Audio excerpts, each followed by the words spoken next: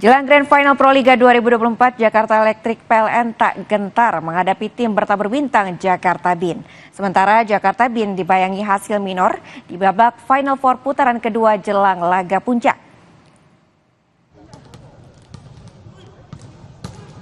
Seperti mesin diesel, Jakarta Electric PLN terlambat panas dan sempat terseok-seok di awal musim sebelum pastikan tiket Grand Final Proliga 2024.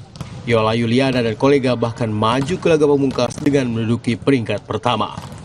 Jelang partai Grand Final yang akan dihelat di Indonesia Arena Minggu sore, skuad besutan Chaman Dokmai melakukan persiapan akhir. Sudah mampu penuhi target manajemen lolos ke Final Four, aura ketegangan sama sekali tak tampak di wajah para serikandi PLN. Asisten pelatih PLN Abdul Munib menyebut timnya dalam kondisi fisik dan mental yang prima. Masih mengandalkan Marina Markova sebagai mesin poin utama, PLN tidak gentar hadapi skuad bertabur bintang Jakarta Bean. Untuk latihan hari ini ya menjelang untuk Grand Final ini anak-anak udah kayaknya lepas dari ini ya, mentalnya mudah-mudahan besok itu fit lah semua. Ya, anak-anak udah diberi instruksi oleh pelatih Master Cham, coba serang dari serve dulu. Nah, serve dulu. Sementara itu, Jakarta Bean yang sempat menjuarai putaran pertama Final Four belakangan justru tampil menurun. Dua kekalahan beruntun di putaran kedua menjadi pukulan telak bagi Bean.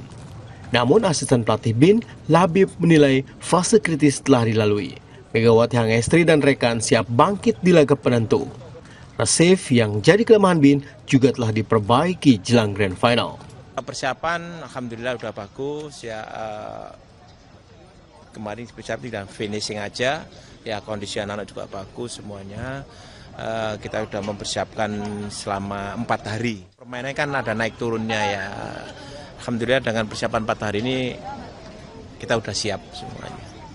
Laga penentuan juara Proliga 2024 akan dimainkan di Indonesia Arena pada Sabtu malam untuk final putri dan Minggu malam untuk final putra.